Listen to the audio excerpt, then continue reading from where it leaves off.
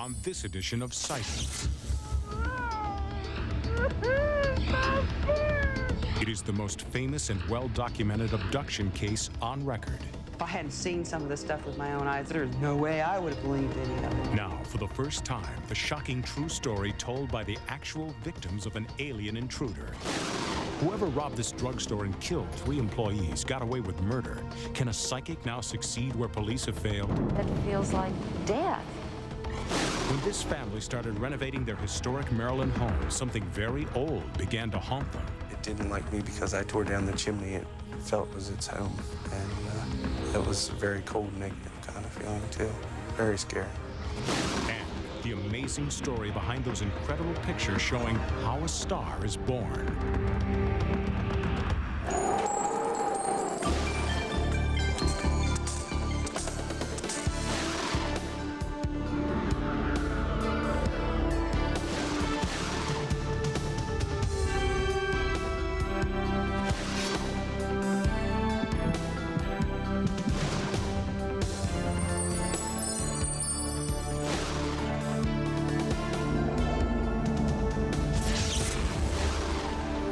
Welcome to Sightings. I'm Tim White. In his bestseller, Intruders, Bud Hopkins chronicled the lives of one Indiana family who were being victimized by what they believed were extraterrestrial invaders. The book used pseudonyms, and when a movie was made about the beleaguered family, actors portrayed them. But now, after more than a decade, the real families agreed to come forward. Here are their first-person accounts of life with the intruders.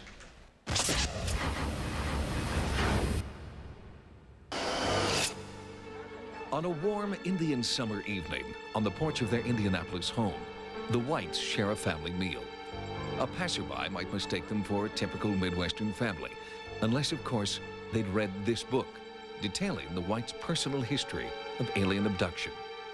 There was more evidence supporting this abduction than any so far investigated in the history of the science of the comparative study of abduction, the abduction phenomenon.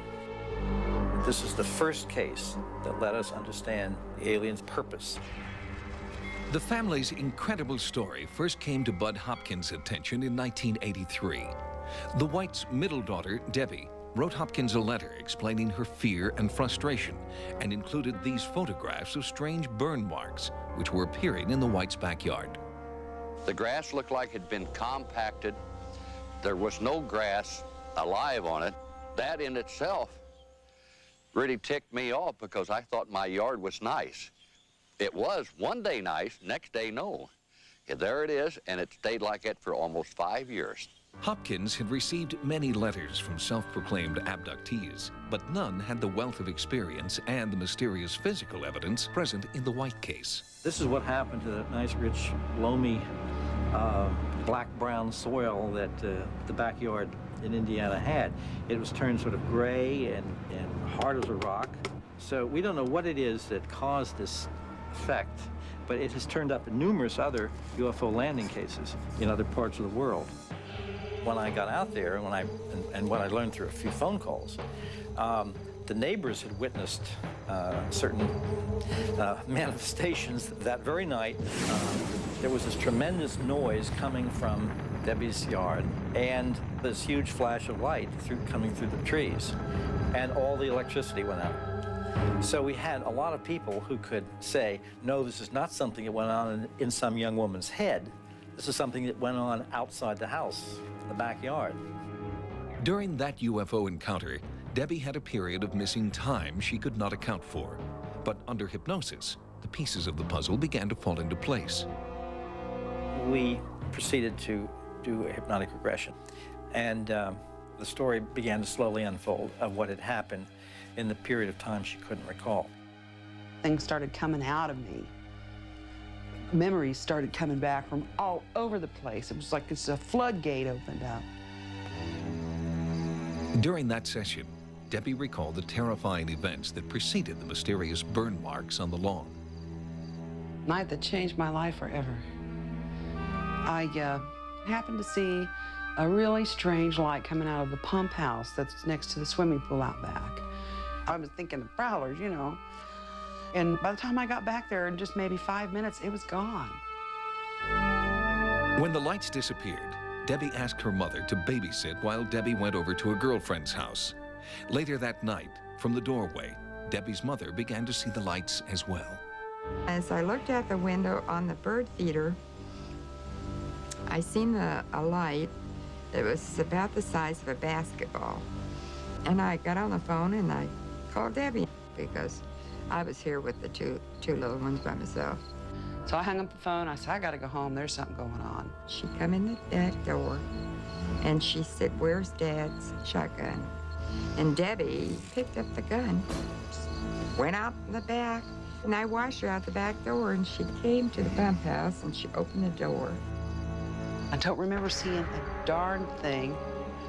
Found my dog hiding under my dad's truck out back and tried with all my might to get her out from under the truck, and she would not come. She was screaming and squealing, and I grabbed her paws and tried to drag her, and she wouldn't come.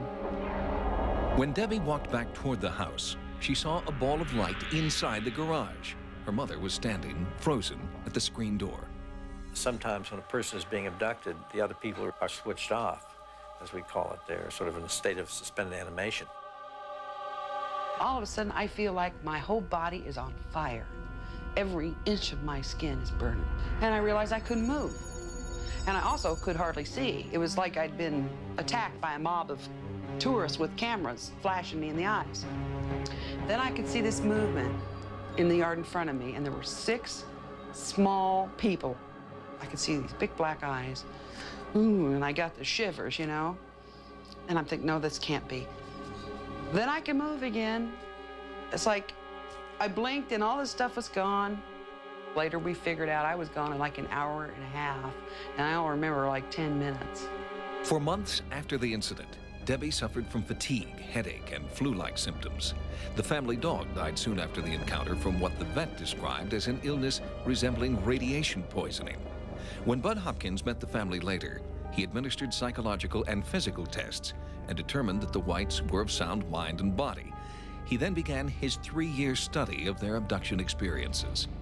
It would seem that the mother had had childhood abduction experiences, and that Debbie's sister had also had experiences as a child.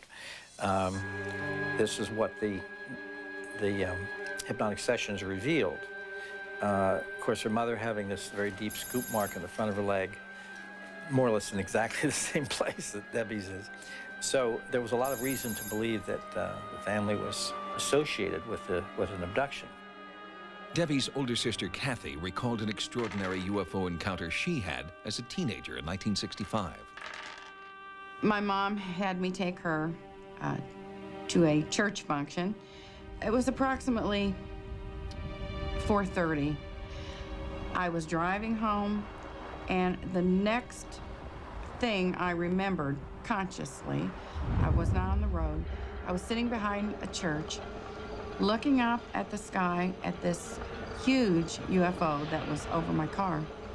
And then just instantly, it just went so fast, in a blink of an eye, it was gone. It was dark, it was just pitch black outside. And it was time for me to go back and get my mom, which would have made it approximately 11:30. So from sometime between 5 and 11:30, what seemed to be just a couple of minutes to me, that much time had lapsed. Under hypnosis, Kathy was able to fill in that missing time in horrifying and graphic detail. I remember being on a table.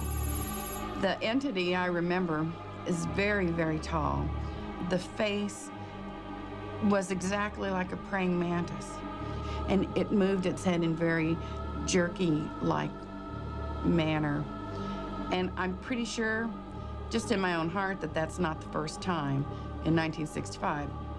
I think it was very upsetting to her what she was re-experiencing under hypnosis, and decided that was it, no more.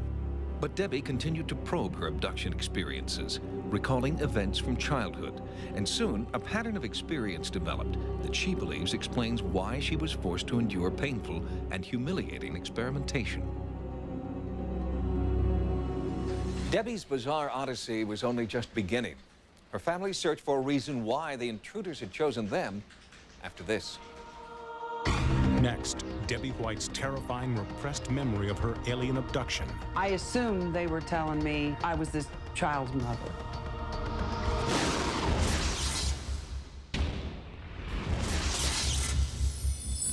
By 1985, Debbie Jordan and her sister, Kathy Mitchell, were in the middle of a nightmarish series of experiences they could not explain. At first, they tried to see the alien intruders as a dream or a hallucination infecting their minds. The possibility that the intruders were real was too difficult to face.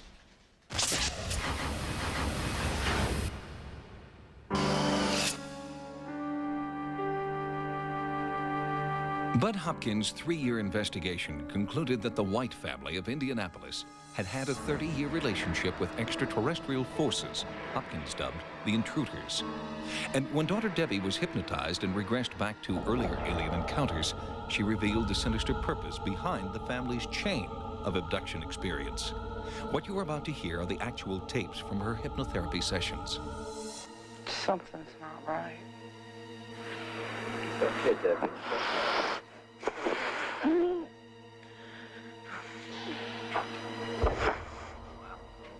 What's happening? Like I was being squashed. Squashed? Whole body? My stomach. I felt as if somebody had taken my insides and just ripped me open inside, and I could feel something pulling out of me, and this little tiny thing that looked like a mouse with no skin on it, like a baby mouse, squirming around in their hand. No! It was not right! Not fair! It was right! That is a woman crying out in pain, emotional pain, that her child is being taken from her. When this came up with Debbie, and she finally said to me that she had been pregnant and that the baby had disappeared, I realized that this was pretty important in this case. This is the first case that let us understand the sexual reproductive purpose, and now we see it as central, as absolutely the focus of the whole thing. It was the first case, but not the last. Hopkins received correspondence from hundreds of other abductees who all told the same story. And Hopkins came to believe that the reason for the abductions was to create hybrids, half human, half alien beings. I remember being in this place. There were several of these gray things in this room, and holding their hands was a very small little person who didn't look like them. She had tufts of white cottony hair sticking out of her head all over, really large eyes, but human, blue. When I thought, oh, I'd love to hug you, and she got this panic look on her face, her eyes got huge, and she darted behind one of them like she was scared to death of me, and I felt real sad. I asked if I could take her home with me, and he told me no, she couldn't survive with me.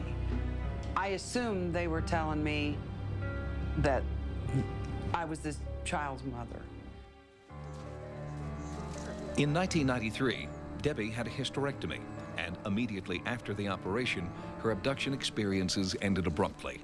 But her 2 children, now grown, continue to have experiences of their own, and Debbie's new husband, Dave, recently discovered a new scoop mark on his shin.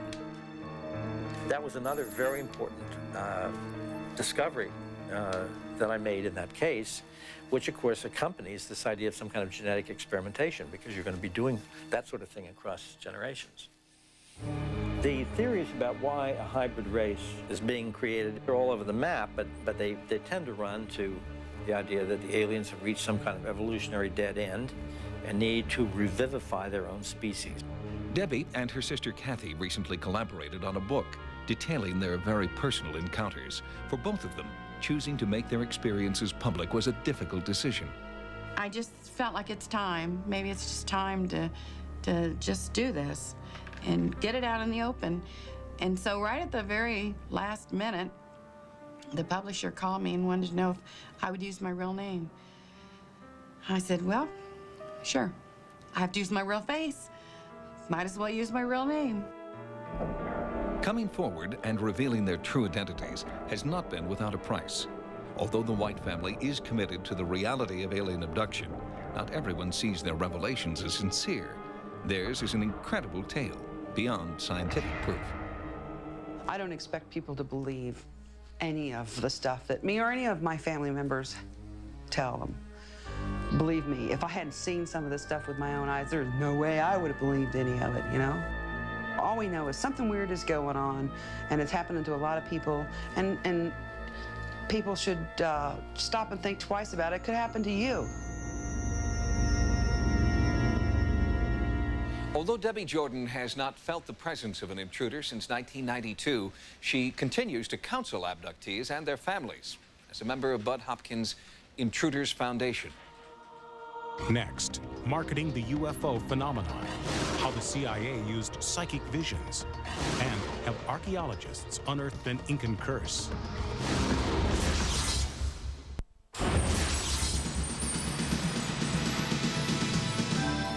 Here are some of the stories Sightings is following in the news.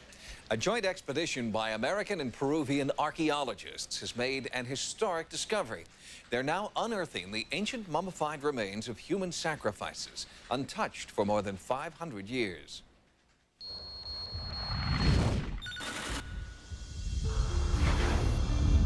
In the Peruvian Andes, the discovery of 3 frozen mummies may have unleashed a powerful evil curse. Archaeologists have identified the mummies as children of the ancient Incas, sacrificed some 500 years ago to appease an angry volcano god. Human sacrifices are comparatively rare in Inca culture, but quite often it was young women or the children of fairly well-to-do people, and it was counted an honor. Simmons is a folklorist who has studied the excavation of the mummies and other sacrificial artifacts found at the base of Peru's Viđeњa volcano.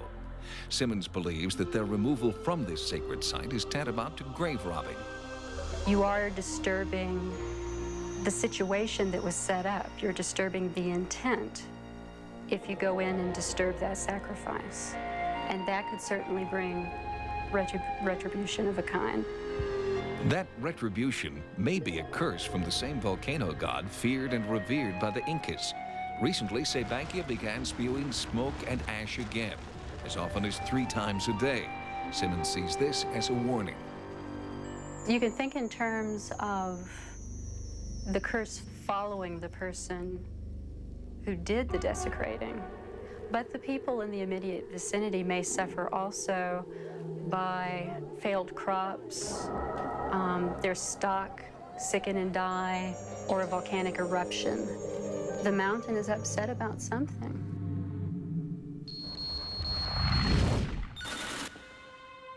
In Atlanta, Georgia, one of the largest specialty stores in the country is now offering a unique gift item that can only be described as out of this world.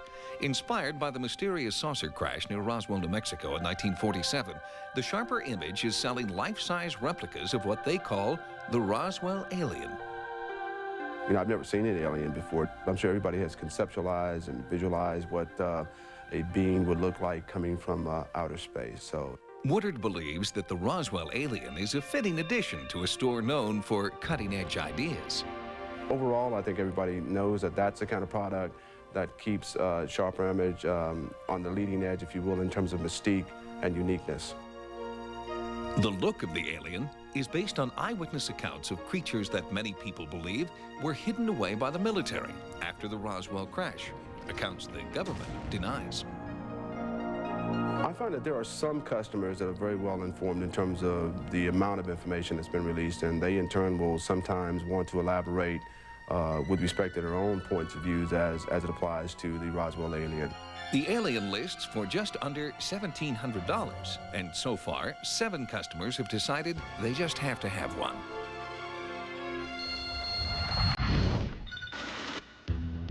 In Washington, D.C., a recent report issued by the Central Intelligence Agency confirms that the American government has been funding psychic research, in particular, its potential use for psychic espionage. It was top secret throughout the intelligence community. Existence was compartmented and provided to only a few people who had the need to know. But now that the news is out, the CIA claims that the psychic experiments have never worked and is recommending that the government stop funding for further research. While this is their official position, one psychic in the remote viewing program told Sightings that there were successes. In Desert Storm to locate Iraq's biological weapons facility and to pinpoint the location of Libya's ruler, Muammar Gaddafi. We took this discovery out of the laboratory and we developed it into a militarily useful tool that could be used to support intelligence requirements in the event of a life or death situation or where deadly force was necessary. If there's something that anybody in a position of authority thinks can possibly be turned into a weapon, they'll probably continue to look.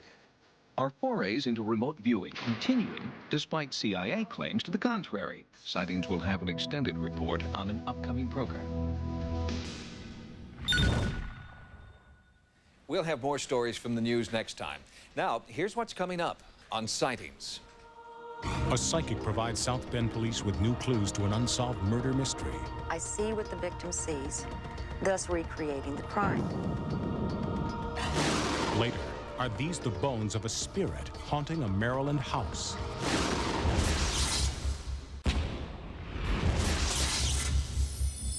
Psychic detective Carol Pate was called into a recent murder investigation in South Bend, Indiana. Over the telephone, she made a series of startling statements that convinced one police officer of Carol's psychic gift. Her initial impressions were so encouraging, Sightings has sent Carol to South Bend so she can see, touch, and feel the actual crime scene. From Indiana, Carla Wohl reports.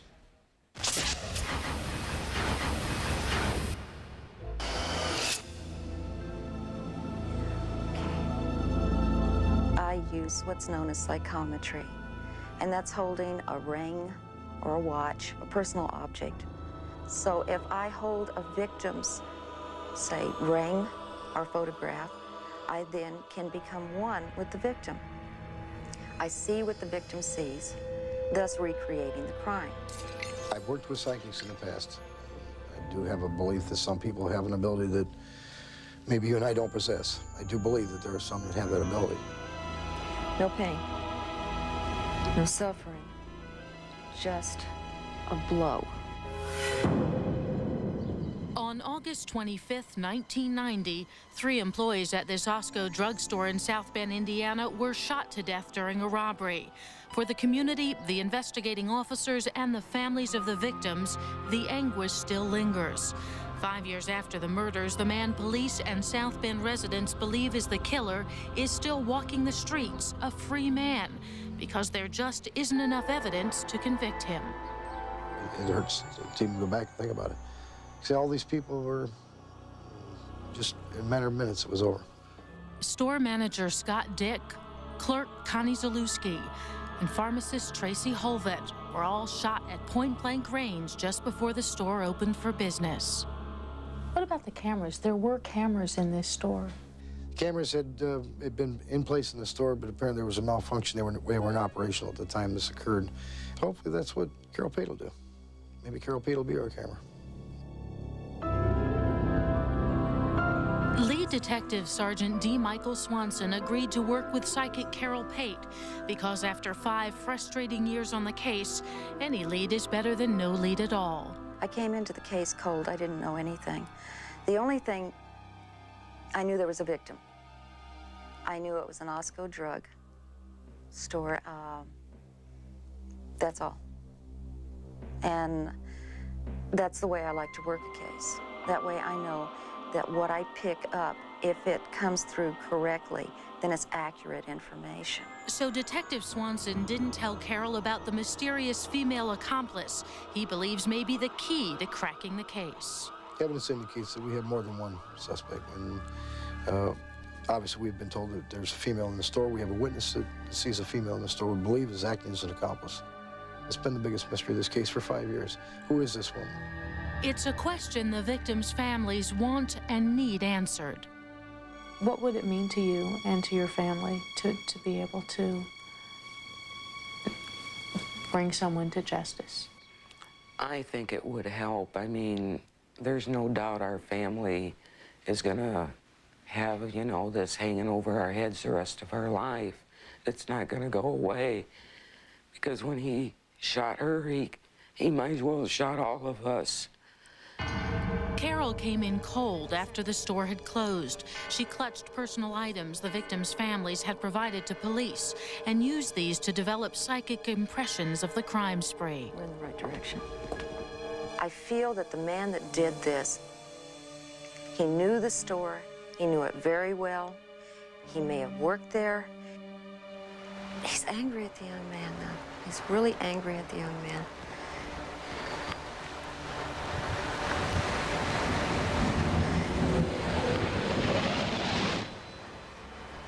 They work for him. We're talking about a suspect we believe that they work for this company in this particular store. A former manager of the That's store? correct. Yeah. Who was fired? Yeah, basically he was fired. He was asked to resign under circumstances which would have been forced to be fired if he hadn't. Unknown to Carol, 2 of the victims died on this very spot in front of the pharmacy. I'm getting a dropping down.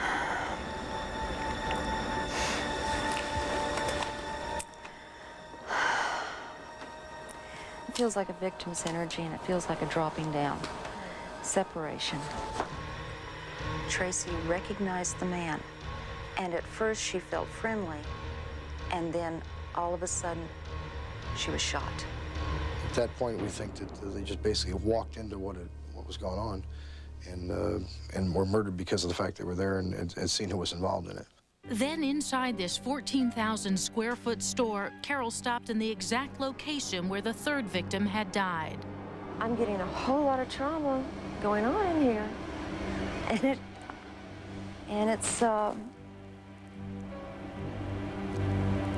feels like death. She was able to focus in on the locations of where the victims were found. The rear story of the store, the storage area, the hallway or the runway, which she described as a runway area, we think played a significant part. We think there may have been, the suspect may have encountered one or both of our females back in that particular area of the store. Carol then seemed to pick up on the one key element that police believe may lead them to a conviction. There is a female with this man. She goes back down to the front. She's checking to see if anyone's heard anything, because of gunshots. I get them getting money. They did get money. In fact, $6,000 was taken from the safe. Carol's remarkable accuracy convinced Detective Swanson that it was more than a lucky guess. Okay, she's coming in. Carol sat with a police sketch artist and described in detail the woman she saw in her mind's eye. The South Bend Police Department has asked Sightings not to reveal the sketch of the female accomplice until they can follow up on all of Carol's startling leads. The sketch itself, names that she may come up with, locations, we're going to look at those as potential leads. We're going to follow those and see if we can, in fact, develop something off of something she's given us.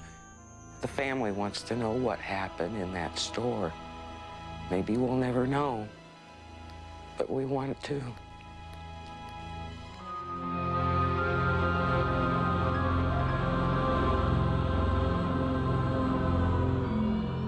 A reward of $100,000 is being offered for information leading to the arrest and conviction of the South Bend killer. If you have information important to this case, please contact the South Bend, Indiana Police Department. Next, a secret from this home's past may be causing its haunting today. First thing that I sense from this, slaves.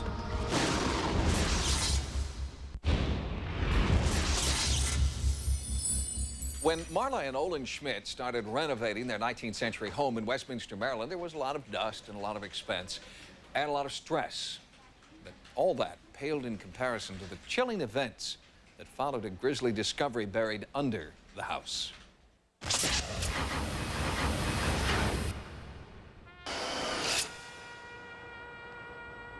In the town of Westminster, Maryland, historic preservation is a priority because each building, they say, holds up a mirror to the past, reflecting its rich Civil War history. Not far from Westminster, abolitionist John Brown was executed for his heroic but unpopular efforts to end slavery in the South. It seems that in this town, change of any kind comes at a price. Marla Schmidt learned this lesson all too well when she found her dream house in Westminster. It was built in the mid-19th century in need of serious repairs. And as soon as the family moved in, strange figures appeared to let Marla know the house was already occupied. We moved into the house on December 25th, 1986. And that day I was cleaning and I looked up and I saw a figure of a gentleman, which at first I thought was my husband. There was no way that there was a reflection of anything. It was a brief figure that was there and that was gone. And my husband had been in a different part of the house, and he wasn't wearing the same clothes that the gentleman had on. The presence also made itself known to Marla's children. When my family and I moved into the house, I was 15 years old, and we always felt, or I always thought that there was something funny about the house, especially when we moved in. One night, I just had turned off the light and my bed started like going down, like somebody was sitting at the edge of my bed, and it was really, really weird. The strange forces seemed to resent the family's intrusion into the house.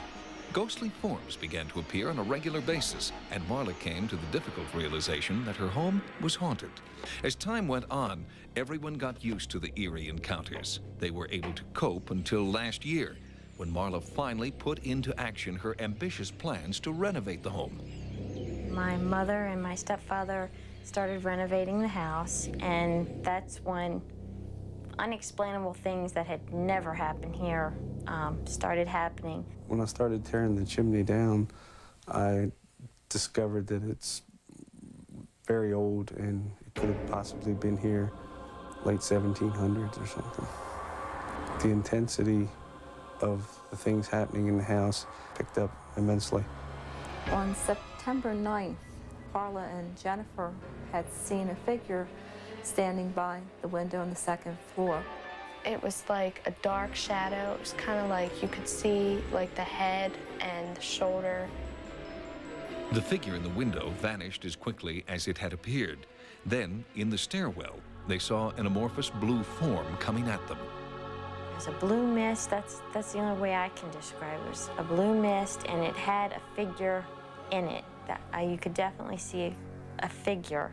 It was almost like looking at a neon light. It glowed. It was almost fluorescent, just a clear, deep sky blue. And when it was in the corner, it had the shape almost of a human form. And then at other times, when it was around the doorway, it took the form of the doorway. There was no earthly explanation, and they were frightened.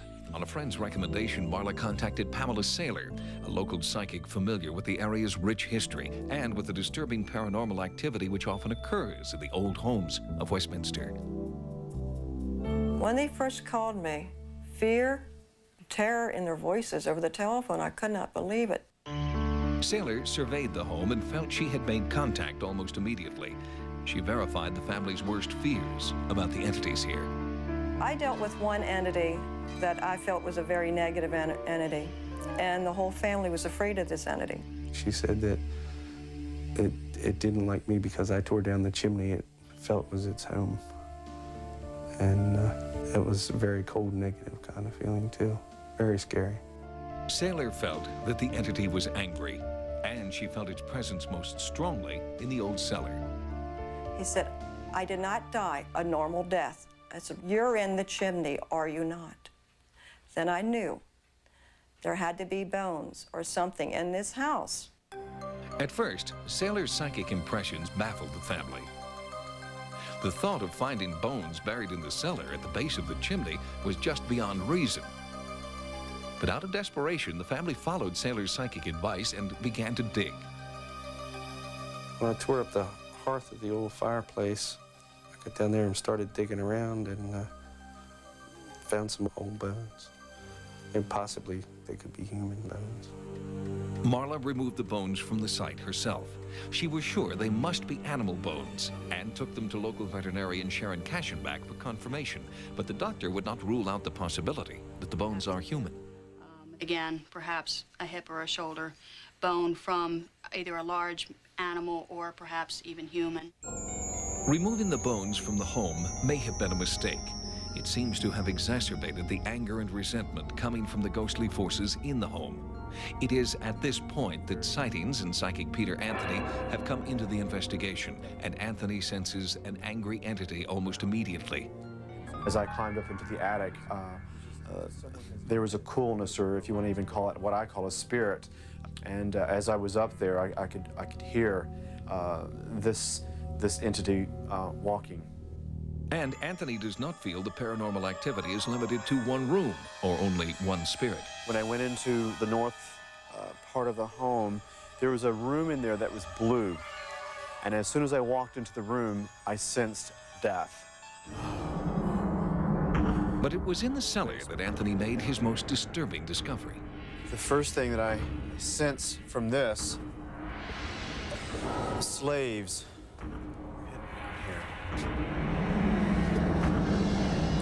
Out of fear, we're running slaves out from the south. This was a hiding place. There's something in this dark corner over here that there's death all around in this lower area through here. Further back, in the darkest recesses of this subterranean storage area, Anthony made a psychic discovery. There's a murder right here in this area.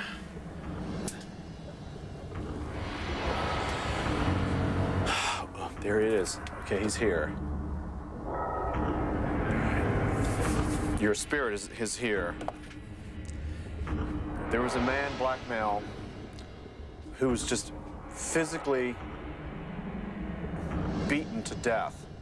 You can see this man's face, and this black man was murdered here. I can't stay here. I have to leave this area. Overcome with emotion, Anthony declared that this entity was responsible for much of the haunting activity. He believes that he must learn as much as he can about who this spirit is and why this place is so important to him. In the meantime, Peter Anthony has constructive suggestions for Marla and her family to at least subdue the entities. I think once the renovations are completed in the home, you'll find that these spirit meetings or encounters will sort of subside. Go through the house and bring a little salt and candles and just release the spirits, send them on to their places.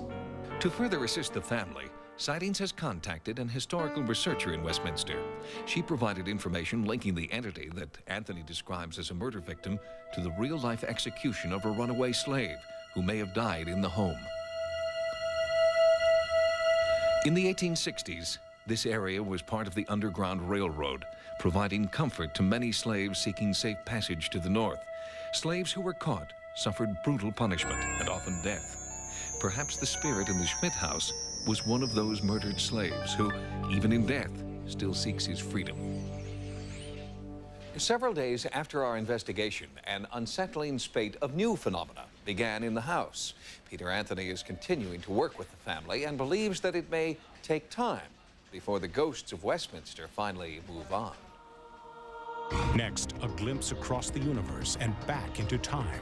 The images that came out were stunningly beautiful.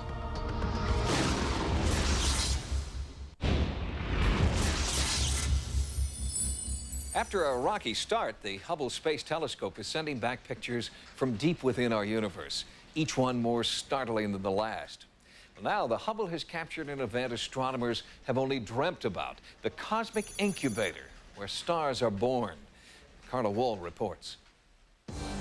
It's not what you'd expect to see in outer space, a bright, seemingly sunlit cloud of cosmic dust and gas, a place, astronomers tell us, where new stars are created.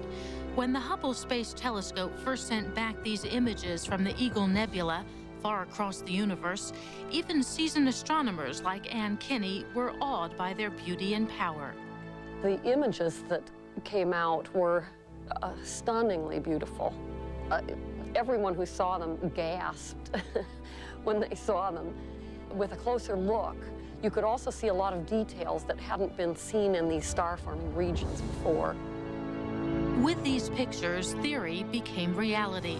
There were areas in the nebula called eggs, evaporating gaseous globules, where astronomers discovered infant stars reaching into space. At Arizona State University, I met with Dr. Jeff Hester, the project's principal investigator, and asked him to explain the startling new Hubble pictures. What we're looking at when we look at this picture is a region where new stars are being formed. These long columns are referred to by astronomers as elephant trunks. What they are massive columns of dense interstellar gas. They're sort of birth columns for stars. Birth columns for stars. What looks like a thundercloud is actually larger than our solar system, and it's more than 7,000 light years away. That means the images we see today are 7,000 years old. What's happening there today, we can only guess. Our sun, our planetary system, the Earth that we are sitting on, is the result of this same process of star formation.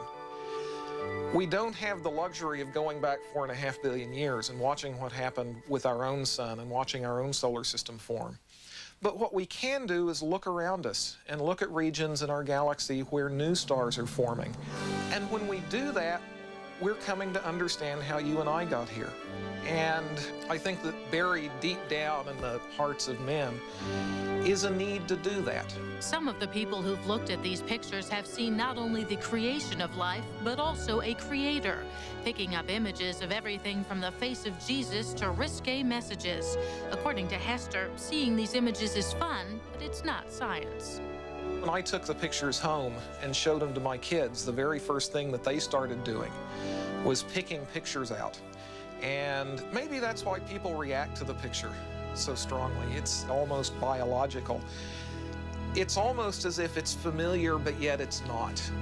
How can the birth of a star possibly affect us on Earth? I think that when people look at these pictures, even if they don't understand the details of the science, I think that they're awed by the fact that this is a real thing. This is out there. It's part of our universe. It's part of the things that connect us with the rest of our universe. If you have access to the internet, you can download pictures from this and other Hubble telescope projects on several sites. You can download pictures through the Sightings Forum on America Online, or on the World Wide Web, access pictures and information by typing, you better have a pencil for this one, http://www.stsci.edu/pubinfo, P-U-B-I-N-F-O. Until next time, remember, no mystery is closed to an open mind. For Sightings, I'm Tim White.